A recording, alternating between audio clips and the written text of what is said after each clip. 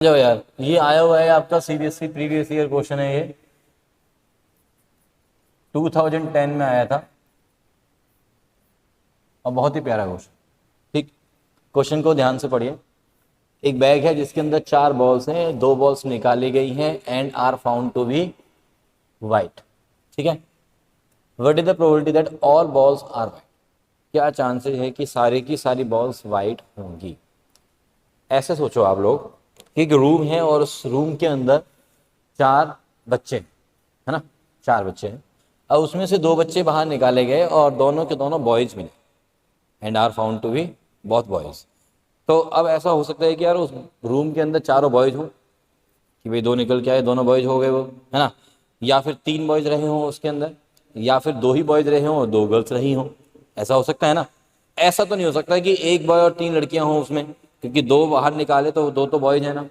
तो इसका मतलब हमारे पास क्या क्या पॉसिबिलिटीज है। सबसे पहले तो ये सोचो, या तो 2 बॉयज रहे होंगे रूम के अंदर, या फिर 3 बॉयज रहे होंगे, या फिर 4 बॉयज रहे।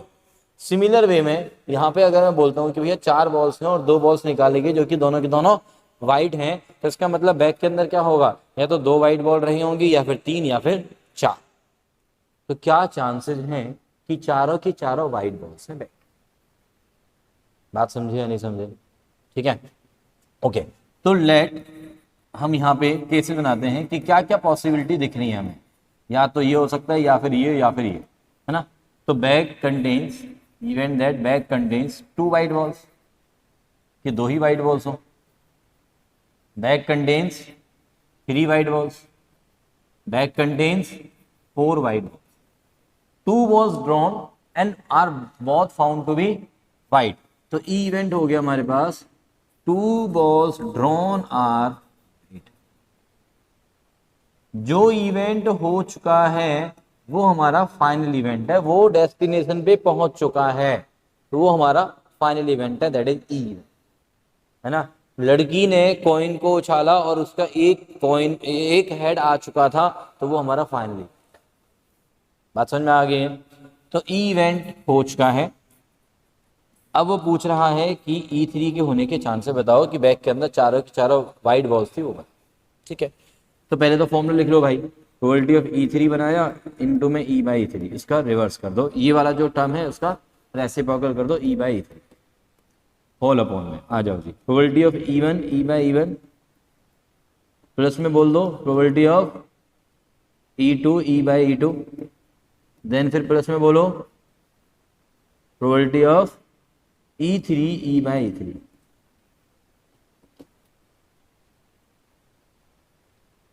ठीक है, now this is equals probability of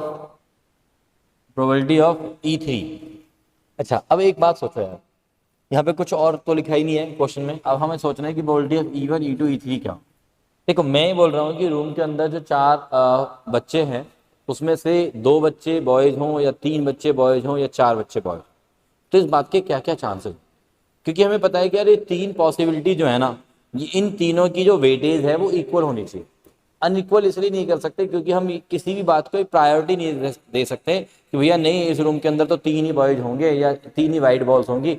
ऐसा तो नहीं बोल सकते ना हम, क्योंकि यहाँ पे कुछ भी मेंशन नहीं है। तो हम क्या बोलेंगे कि भाई इन तीनों के जो चांसेस हैं वो क्या है, इक्वल।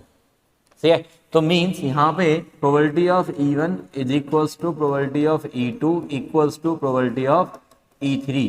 ये तीनों इक्वल रहेंगे और that is equals to 1/3 each, क्योंकि 3 केसेस में डिवाइडेड है ना सारे। ठीक है, अब आते हैं प्रोबेबिलिटी ऑफ ये जो तीनों वैल्यूज हैं ये तो 1/3 ईच हो गई, तो इसलिए कॉमन होकर कैंसिल हो गया सीधा सीधा। अब आते हैं प्रोबेबिलिटी ऑफ E/E3। E3 हो चुका है का मतलब क्या है बताओ? E3 हो चुका है का क्या मतलब है? अरे यार, E3 होने का क्या मतलब है कि बैग में चारों वाइट बॉल्स हैं। अब उसमें से हमें 2 बॉल्स निकालने और दोनों वाइट आ जाएं, उस बात की क्या चांसेस होंगे? श्योर इवेंट हो गया। रूम के अंदर 4 बॉयज मैंने बैठा दिए, अब आपको बोल रहा हूँ कि 2 बच्चे निकाल के आओ, कि क्या चांसेस होंगे वो दोनों बॉयज हैं। और ये बात मैं पहले ही बता रहा हूँ कि चारों बॉयज है, तो दोनों बॉयज ही तो आएंगे ना यार। ठीक है ना, तो इसका मतलब ये बन डन ये बात। अब आ जाओ इस पे प्रोबेबिलिटी ऑफ E/E1 पे। इवन हो चुका है मतलब क्या है कि अब 2 ही वाइट बॉल्स है टोटल 4 में से, 4 में से 2 व्हाइट बॉल है और 2 नॉन व्हाइट होंगी इसका मतलब, ठीक है। और 2 बॉल्स निकाल रहे हैं हम, है ना, 2 बॉल्स निकाल रहे हैं, 2 बॉल्स आर ड्रॉन एंड दोनों दोनों व्हाइट आ जाए, तो क्या प्रोबेबिलिटी होगी? 2 ही व्हाइट बॉल्स हैं, मतलब अब क्वेश्चन सिर्फ इतना है कि एक बैग है, इसके अंदर 2 व्हाइट है और 2 नॉन व्हाइट है, कोई भी दूसरा कलर, ठीक है। 2 बॉल्स निकालनी है आपको, दोनों के दोनों व्हाइट आ जाए, कैसे करोगे? 2 व्हाइट है, टोटल 4 है, एक और निकालनी है, एक और व्हाइट और साथ में थी, ऐसे करोगे ना, जैसा भी पीछे किया था वैसे तो करना है। दूसरे में अब 3 व्हाइट बॉल्स हो गई हैं और 2 निकालनी है आपको, व्हाइट बॉल 3 है और टोटल 4 है, तो 3 में से 1 निकलेगी टोटल 4 में से, ठीक है, 2 में से 1 निकलेगी टोटल 3 में से। या फिर इसकी जगह पे आप क्या कर सकते हैं, पहले वाले केस में क्या कर सकते थे, 2C2 ऐसे लिख सकते थे ना, 2C2 बाय 4C2, और इस वाले केस में क्या लगोगे फिर 3C2 बाय 4C2, और लास्ट वाले में क्या बनेगा 4C2 बाय 4C2 जो कि 1 हो गया, तो सीधे सीधे 1 लिखना चाहो सीधे सीधे 1 लिख लो, ये वाला प्रोबेबिलिटी ऑफ E/3। अब इसको कैलकुलेशन को कर लो जरा, क्या आ रहा है, ऊपर तो 1 एज इट इज, नीचे क्या आएगा जी 12 एलसीएम आ गया, तो ये 2 प्लस में कितना हो गया ये बताओ जरा, 3 2 जा 6 और प्लस में ये आ गया यहाँ पे 12 और ऊपर आ गया 12। मैंने कुछ गलत तो नहीं किया है, चेक करना जरा।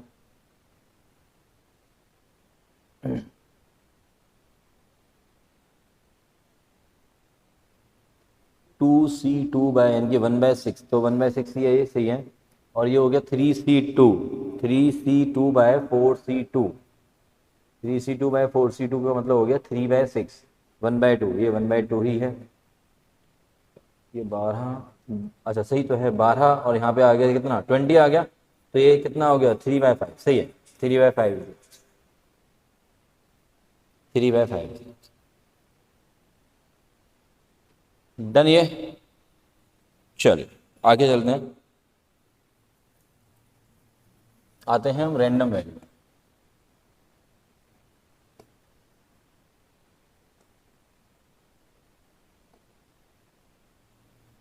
देखो रैंडम वेरिएबल को लेके थोड़ा सा डाउट है कि सीबीएसई में है नहीं है, भाई देखो ये है सीबीएसई में, है ना, तो इसको कर लो अच्छे से, और बहुत ही सिंपल सा टॉपिक है, रैंडम वेरिएबल होता क्या है समझ लेते हैं एक एग्जांपल के साथ, ठीक है।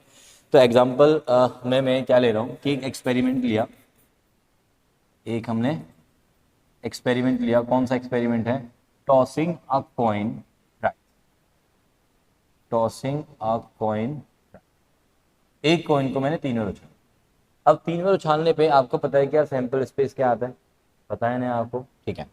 तो सैंपल स्पेस हमने बनाया, सैंपल स्पेस बना ही लेते हैं चलो, तो उसमें क्या आएगा, head head head head head tail head tail head head tail tail, right, और क्या आएगा बोलो, tail head head tail head tail tail tail head और टेल टेल टेल, राइट। अब यहाँ पे एक टर्म डिफाइन कर रहे हैं हम अपनी तरफ से एक्स, क्या टर्म डिफाइन कर रहे हैं हम लोग, एक्स डिफाइन कर रहे हैं, एक्स क्या है यहाँ पे, नंबर ऑफ हेड्स अपीयर्स,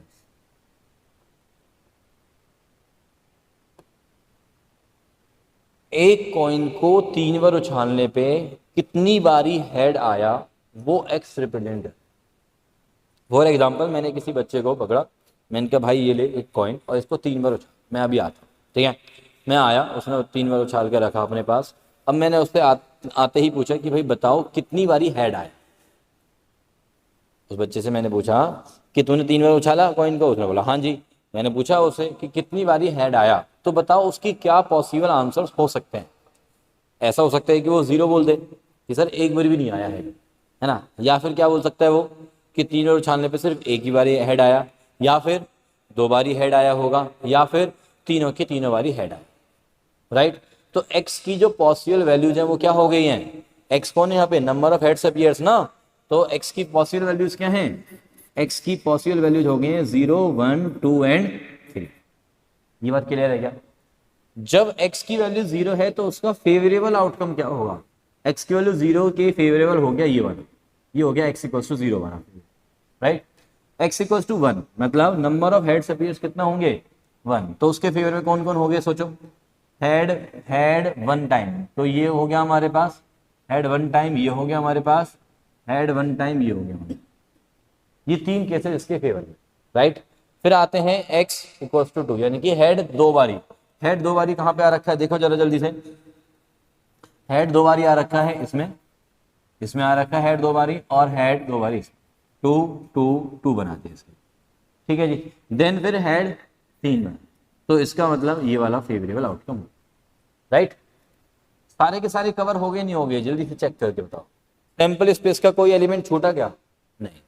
अब एक और बात यहाँ पे चेक करो कि x इक्वल्स टू 0 के फेवर में जो आ रहा है, क्या वो x इक्वल्स टू किसी और नंबर के फेवर में आ रहा है, देखो जहां पे 0 लिखा है तो वहां पे 1 2 3 तो नहीं है ना, ठीक है। सिमिलरली जहां x इक्वल्स टू 1 के फेवर में जो भी आउटकम आ रहे हैं, क्या वो किसी और के साथ मैच कर रहे हैं, x इक्वल्स टू 2 और x इक्वल्स टू 3 में या 0 में, नहीं। ऐसे 2 के लिए भी नहीं है और 3 के लिए भी नहीं है। इसका मतलब x की वैल्यूज के करस्पॉन्डिंग अगर मैं पूरे सैंपल स्पेस को देखूं तो वो कैसे पार्ट्स में डिवाइड हो रहा है, म्यूचुअली एक्सक्लूसिव, आपस में कुछ भी कॉमन नहीं है x की वैल्यूज के corresponding, mutually exclusive, and as well as exhaustive. Exhaustive का मतलब है कि इन सब का यूनियन करूंगा तो पूरा का पूरा सैंपल स्पेस बन रहा है। तो इसका मतलब ये हुआ कि ये जो x है वो एक ऐसी टर्म बना रहा है कि उसकी वैल्यूज के करस्पॉन्डिंग हमारा जो सैंपल स्पेस है वो डिस्ट्रीब्यूट हो रहा है into mutually exclusive and exhaustive events में। साथ के साथ मैं ये कहूंगा कि यार ये जो x है वो एक वेरिएबल, कैसे, वो अपनी वैल्यूज को वेरी कर रहा है, कैसे वेरी कर रहा है, according to the outcomes of the experiment, according to the outcome of the experiment. कैसे जी, कि मान लो कि आपका जो एक्सपेरिमेंट का जो आउटकम है वो आया हेड हेड हेड, तो आप बोलोगे कि यार x की वैल्यू 3 हो। आपका आउटकम आया टेल टेल टेल, तो आप बोलोगे x की वैल्यू 0 होगी। आपका आउटकम आया हेड टेल टेल, तो आप बोलोगे x की वैल्यू 1 होगी, राइट। तो जैसे जैसे आउटकम चेंज हो रहा है वैसे वैसे x की वैल्यू भी चेंज हो रही है, मतलब वेरी कर रही है। तो x क्या हो गया, एक वेरिएबल हो गया, बट इस वेरिएबल को यहाँ पे क्या बोलते हैं, रैंडम वेरिएबल। तो रैंडम वेरिएबल की डेफिनेशन क्या बनी, it is a variable, it is a variable which varies its values, है ना, x की वैल्यूज वेरी कर रही है, x की वैल्यू वेरी कर रहा है, ठीक है, which varies its values according to the outcome of the experiment. x क्या है, एक वेरिएबल है which varies its values according to the outcome of the experiment and corresponding to its values, and corresponding to its value the whole sample space distributes into mutually exclusive and exhaustive events। ये होगी हमारी proper definition for random variable, जो कि मैंने लिखी नहीं है, I think अभी क्लियर है आपको, ठीक है। अच्छा, अब मैं बात करता हूं कि जो x की वैल्यूज हमने लिखी हैं उनके करस्पॉन्डिंग प्रोबेबिलिटी, देखो आउटकम में मैंने यहाँ पे आप लिखना चाहो तो उनके फेवर वाले आउटकम लिख सकते हो, जो कि मैंने यहाँ पे मेंशन किए हुए हैं ऊपर, ठीक। यहाँ पे आप बीच में कॉलम बना लो वैसे फेवरेबल आउटकम्स, तो वो आप मेंशन कर देना ऊपर से उठा के, हाँ, ठीक है जी। अब आते हैं probability for x। Probability for x का मतलब है कि x इक्वल टू 0 के करस्पॉन्डिंग क्या प्रोबेबिलिटी बनेगी, 0 के करस्पॉन्डिंग आउटकम कितने हैं, एक है टीटीटी वाला, तो इसकी प्रोबेबिलिटी कितनी बनी, 1/8। x इक्वल टू 1 के फेवर में कितने आउटकम है, जल्दी से 3, तो 3/8। x इक्वल टू 2 के फेवर में 3/8, x इक्वल्स टू 3 के फेवर में 1 है तो 1/8। x की वैल्यूज लिखना और प्रोबेबिलिटी ऑफ x लिखना और इसको टेबल को कंप्लीट करना, ये कहलाता है आपका प्रोबेबिलिटी डिस्ट्रीब्यूशन। क्या कहलाता है ये, प्रोबेबिलिटी डिस्ट्रीब्यूशन टेबल हो गई है। प्रोबेबिलिटी को डिस्ट्रीब्यूट कर दिया, कैसे डिस्ट्रीब्यूट कर दिया कि भैया x की सभी वैल्यूज के करस्पॉन्डिंग जो प्रोबेबिलिटी लिखी उन सब का सम चेक करोगे कितना आएगा पता है, 1 आएगा। इन सब का सम चेक करो, 1 आ रहा, नहीं आ रहा तो इसका मतलब आप मिस्टेक करो, ठीक है। अब आती है बात मीन निकालने की, क्या निकालने की, mean of random value. Mean कैसे निकालते हैं, x और px को आपस में मल्टीप्लाई करते हैं। जैसे आप लोगों को याद होगा छोटी क्लासेस में जब आप बच्चे थे तो आप क्या करते थे, x इंटू fx करते थे और उसका समेशन करते थे और divide by summation fx। But यहाँ पे जो fx है, fx का काम कौन कर रहा है यहाँ पे, px, और इनका समेशन कितना है, 1 है। तो जो डिनोमिनेटर में समेशन fx आ रहा था वो क्या हो गया यहाँ पे, 1 हो गया, मतलब वो तो गया। तो क्या करना है मीन के लिए, जल्दी से बताओ फिर, आप मीन निकालने के लिए क्या बचा, फिर x को मल्टीप्लाई कर दो किससे, p ऑफ x से और उसका समेशन, मतलब x इंटू पी एक्स करो तो 0, x इंटू पी एक्स 3/8, ये हो गया कितना 6/8, 3 इंटू 1/8 इज 3/8। इनका समेशन करो कितना आया, 12/8 आया। तो इसका मतलब मीन कितना आ गया यहाँ पे, 12/8 दैट इज 3/2। 4 3 जा 4 2, 3/2 आंसर। डन है, डन है। मीन निकालना भी समझ में आ गया हमें। अच्छा, मीन को ना यहाँ पे एक और नाम देते हैं यार, expected value, expected value of x और एक्सपेक्टेशन ऑफ एक्स। क्या नाम देते हैं आपका? एक्सपेक्टेशन ऑफ एक्स भी नाम देते हैं। तो दैट इज मीन। डन है, बढ़िया एकदम से। चलें आगे हम, बोलिए। चलो जी आगे चलते हैं। कुछ है नहीं क्या इसमें? अच्छा है तो सही क्वेश्चन, ये वाला क्वेश्चन आ जाओ जी। Let x denote the number of colleges. देखना पढ़ना यार, कॉलेज की बात हो रही है भाई कुछ। हाँ, let x denote number of colleges where you will apply after your results, and probability for x equals to r denote the probability of getting admission in x number of colleges. ठीक है, okay. It is given that probability for x equals to x, है ना। Capital X क्या denote कर रहा है? Number of colleges जहां पे आप अप्लाई करते हो। और स्मॉल x क्या दे रहा है? स्मॉल x दे रहा है कि जितने कॉलेजेस में आपको एडमिशंस मिल रहा है ना। तो यहां पे बोल रहा है कि probability for x equals to x, अगर x की वैल्यू 0 है और x की वैल्यू 1 है। देखो भाई, x की वैल्यू 0 और x की वैल्यू 1। कैपिटल X क्या है? नंबर ऑफ कॉलेजेस जिसमें आपने अप्लाई किया, और ये 0 हो गया कि जितने में आपको एडमिशन मिल रहा है। यानी कि आपको 0 नंबर ऑफ कॉलेजेस में एडमिशन मिले तो उसकी प्रोबेबिलिटी कितनी होगी? k इंटू एक्स, और x कितना है? 0। तो इसकी प्रोबेबिलिटी कितनी दी हुई है उसने? k इंटू 0 कितना हुआ? बात समझे क्या? अब हम x को 1 डालेंगे, x को 1 डालेंगे तो भी हमारा k इंटू एक्स है, तो x की वैल्यू 1 डालने पे क्या आ जाएगा? ये k, राइट। अब आते हैं 2, कि जब 2 नंबर ऑफ कॉलेज में आपको एडमिशन मिले तो उसकी प्रोबेबिलिटी कितनी हो जाएगी? 2 डालो x की जगह तो कितना आ गया? 4k। x की वैल्यू 3, x की वैल्यू 3 इसमें है, 3 इसमें वैल्यू डालो तो 2 बचा 2k। x की वैल्यू 4, उसके लिए भी सेम है यही वाला, x इक्वल टू 4 डालेंगे तो कितना आएगा? Only k। अदरवाइज 4 से बड़ा मतलब आपको 4 कॉलेजेस से ज्यादा में एडमिशन मिले, उसकी प्रोबेबिलिटी हमेशा क्या रहनी है? 0। 5 मतलब 4 या 4 से बड़ा, 5 या 5 से बड़ा, ऐसे लिख। बात समझ में आएगा? ओके, इसको नहीं भी लिखेंगे तो भी चलेगा। अब आ जाओ जी, तो हमें पता क्या है कि ये जो प्रोबेबिलिटी है उनका सम कितना होता है? हमेशा 1। इन प्रोबेबिलिटीज का सम 1 कर दो, कितना हुआ ये? 4 2 6 8k हो गए। तो 8k की वैल्यू कितनी है यहाँ पे? 1 है। तो देयरफॉर k की वैल्यू कितनी आ गई? 1/8। क्या पूछा था हमसे? बोलो। k is a positive constant, find the value of k. Done. Also find the probability that you will get admission in exactly one college. Exactly one college पहला पार्ट। प्रोबेबिलिटी क्या आ जाएगी बताओ? रिक्वायर्ड प्रोबेबिलिटी पहले में आपको 1 number of college में admission मिले, उसकी प्रोबेबिलिटी कितनी है? k, यानी कि 1/8 है। Second part, at most 2 college, required probability. At most 2 मतलब क्या है? ज्यादा से ज्यादा 2। ज्यादा से ज्यादा 2 का क्या मतलब है? या तो 0 या फिर 1 या फिर 2। 0 पे तो खत्म ही है, वो 0। तो हमारे पास आंसर क्या हो गया? k प्लस में 4k, यानी कि 5k। और 5k की वैल्यू कितनी है? 1/8। तो 5/8 is the answer. Third part में आ जाओ जी। At least 2 colleges, probability of at least 2 colleges में आपको एडमिशन मिले। तो एटलीस्ट 2 का क्या मतलब है? या तो 2 या फिर 3 या फिर 4 या फिर ज्यादा। तो बस ज्यादा वाले में तो हटा ही दो, तो ये हो गया 7k, और k की वैल्यू 1/8। तो answer is 7/8। Done, clear? Simple question है यार। नेक्स्ट पे आ जाओ। चलो, out of a group of 60 architects, 40 are qualified and cooperative while the remaining are qualified but remain reserved, है ना। अब बोलते हैं कि 2 ऐसे हैं कि उनमें से मतलब उसमें से उस ग्रुप में से हमने 2 को सिलेक्ट किया। Find the probability distribution. क्या आ गया यहाँ पे? देखो, find the probability distribution of the number of architects who are qualified and cooperative.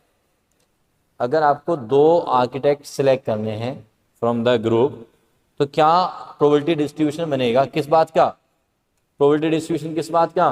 Number of architects who are qualified and cooperative. तो देखो, जब आप 2 पर्सन उठाओगे, 2 आर्किटेक्ट उठाओगे, तो ऐसा हो सकता है कि दोनों के दोनों भले इंसान मिल जाए, है ना, भले इंसान बात करने वाले, बातचीत करने वाले, अच्छे हंसमुख टाइप, ठीक है, या फिर ऐसा हो सकता है कि एक वैसा मिल जाए हंसमुख और एक बिल्कुल रिजर्व, हाँ जी ठीक है जी, ठीक है, ऐसे दूर से समझ आ रहा है ना। तो एक कोऑपरेटिव एंड साथ के साथ क्वालिफाइड भी, और दूसरा सिर्फ qualified but not cooperative, just reserve वाला।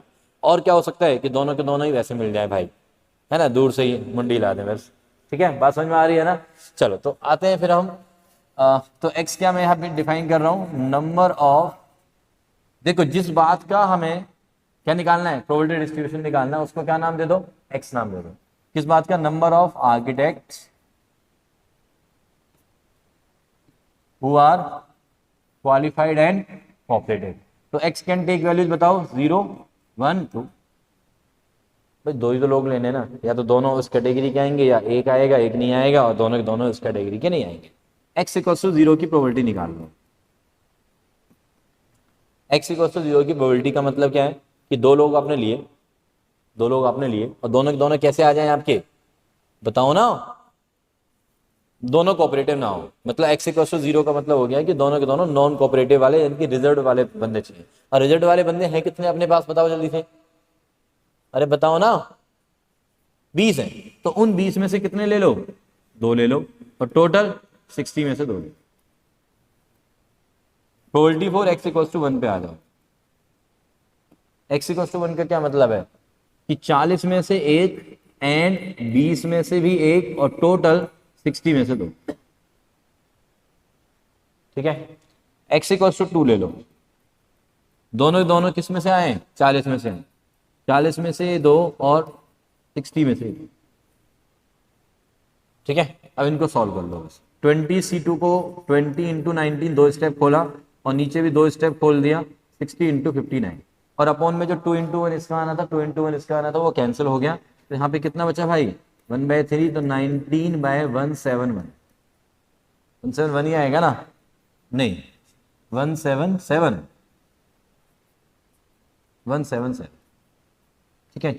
अब 40 इंटू में 20 एज इट इज, यहाँ पे आ गया 60 इंटू में 59 और इंटू में 2 चला गया ऊपर, 2 इंटू 1 वाला। तो ये हो गया हमारे पास 23 जा, और कुछ कैंसिल हो रहा है क्या, हो रहा है क्या बताओ जल्दी से, ऊपर आया 80 नीचे आया 177। चलो 40c2, 40 इंटू में 39, नीचे क्या आएगा 60 इंटू में 59, ये हो गया 2, ये हो गया 3, ये हो गया 13, 13 2 जा 26, नीचे आ गया 59। एक काम करो, काम करो यार, 3 कैंसिल ही मत करते हैं, तो 3 से मल्टीप्लाई कर रहा हूँ ऊपर भी और नीचे भी, तो 177। अब ये चेक करना चाह रहा हूँ कि ये सही है या नहीं है। तो इन तीनों का सम कितना आना चाहिए, 1 आना चाहिए। ये हो गया 99, 99 को 100 मान लेते हैं, 100 हो ये हो गया, और 178, बट एक हमने एक्स्ट्रा माना था तो 177 और अपॉन में 177। तो we are done with this problem. तो हमारा ये बिल्कुल सही है। x इक्वल टू 0 1 2 आप टेबल बनाएंगे और सामने उनकी प्रोबेबिलिटी ली, ठीक है। समझ में आया कि नहीं आया, ये आ गया ना, सिंपल लग रहा है ये वाला टॉपिक, हाँ ना बोल दो कुछ। चलो फिर ये वाला क्वेश्चन ट्राई कर, ट्राई कर। 2 numbers are selected at random without replacement from the positive numbers 2 से लेके 7, ठीक है जी। इन 6 नंबर्स में से 2 नंबर्स हमने रैंडमली सिलेक्ट किए। सुनो, सिलेक्ट किए मतलब कॉम्बिनेशन, 6 में से 2 नंबर सिलेक्ट करने हैं आपको। कितने तरीके हैं टोटल, 6c2, ये हो गए टोटल तरीके, यानी कि number of element in sample space, जो कि 6c2 बनता है सॉल्व करके 15 तरीके से आप नंबर सेलेक्ट कर सकते हो, 2 नंबर्स, ठीक है। जैसे फॉर एग्जांपल उन 15 में से जैसे मैं केसेस बनाऊं तो 2 और 3 या 2 और 4, राइट, 2 और 5 है ना, 2 और 6, 2 और 7, इसी तरह से फिर 3 और 4, समझ में आ रही बात, 3 5 एंड सो ऑन, ऐसे ही टिल लास्ट तक कहां तक जाएगा, 6 7 तक जाएगा, ठीक है। अब सपोज करो आपने 2 नंबर ये वाले सिलेक्ट किए, फॉर एग्जाम्पल आपने ये वाले 2 नंबर सिलेक्ट किए, तो अब x क्या डिनोट कर रहा है, x denote the larger of the 2 numbers obtain, मतलब जो 2 नंबर्स आपने ऑब्टेन किए हैं उन 2 नंबर्स का जो लार्जर नंबर है वो x को डिनोट करेगा, x डिनोट दैट वैल्यू। तो x यहाँ पे इस वाले केस में किसको डिनोट करेगा, 5। बात समझे या नहीं, ठीक है। तो अब हमें बताना है find the mean of the probability distribution of x। तो x का हमें क्या निकालना, प्रोबेबिलिटी डिस्ट्रीब्यूशन निकालना है। तो x क्या है यहाँ पे मेरे पास, larger of two numbers obtain. तो टू नंबर्स ऑब्टेन में लार्जर नंबर जो भी है वो x को डिनोट कर रहा है। तो x की वैल्यू क्या क्या होंगी पॉसिबल, 3 हो सकती है स्टार्टिंग, 3 4 5 6 7। बात समझे। अब हम आते हैं कि x की वैल्यू 3 है, उसका फेवरेबल आउटकम देख लेते हैं। चलो फेवरेबल आउटकम और उसकी फिर प्रोबेबिलिटी। तो अगर x की वैल्यू 3 यानी कि larger of the two numbers obtain 3 है, तो उसका फेवरेबल आउटकम सिर्फ और सिर्फ 2,3 होगा, और कोई तो नहीं होगा ना। तो 1/15 हो गए, क्योंकि टोटल 15 केसेस। x जब 4 है तो इसमें 2 4 हो सकता है और 3 4 हो सकता है, मतलब 2 ही केसेस बनेंगे, 2/15। सिमिलरली जब यहाँ पे x हो, ये 5 होगा तो यहाँ पे 3 केसेस बनेंगे। जब x 6 होगा तो यहाँ पे 4 केसेस बनेंगे। जब x 7 होगा तो यहाँ पे 5 केसेस, राइट। तो ये आगे हमारे पास प्रोबेबिलिटी डिस्ट्रीब्यूशन। अब आती है बात किसकी, मीन। मीन निकालने का मतलब है x इंटू पी एक्स कर दो। तो मल्टीप्लाई करो भाई, 3/15, ये हो गया 4 इंटू 2 8/15, 5 इंटू 3 15/15, देन फिर 6 इंटू 4 इज 24/15, और ये हो गया 7 इंटू 5 इज 35/15, राइट। यहाँ तक डन। अब 15 से ना कैंसिल करने मत बैठ जाना कि सर 3/15 कैंसिल कर दो, 15/15 कैंसिल कर दो, नहीं। क्या करो आप, सीधा सीधा ऐड करो। मीन क्या आ जाएगा हमारे पास, सबको ऐड करना है, 3 और 8 11, 26 50 85, 85/15। अब कैंसिल कर लो लास्ट में, ये हो गया 17, ये हो गया 3, 17/3 इज मीन। अच्छा, अब किसी के माइंड में ये आ रहा हो कि सर ये तो वैल्यू 1 से बड़ी है। भाई ये मीन है, ये प्रोबेबिलिटी नहीं है। प्रोबेबिलिटीज तो ये हैं जो कि सारी की सारी 1 से छोटी हैं, ठीक है। ये 1 से बड़ा हो, 1 से छोटा हो, सब चलेगा। ये मीन डिनोट कर रहा है एवरेज, ठीक है, एक्सपेक्टेड वैल्यू ऑफ एक्स। जैसे हम बोलते हैं ना एवरेज, मार्क्स का एवरेज, वही तो मीन होते हैं। तो ऐसे यहाँ पे भी ये मीन है, ये प्रोबेबिलिटी डिस्ट्रीब्यूशन का मीन, इस पूरे डिस्ट्रीब्यूशन का मीन है, ठीक है जी। डन है। तो इसी के साथ आपका प्रोबेबिलिटी चैप्टर डन।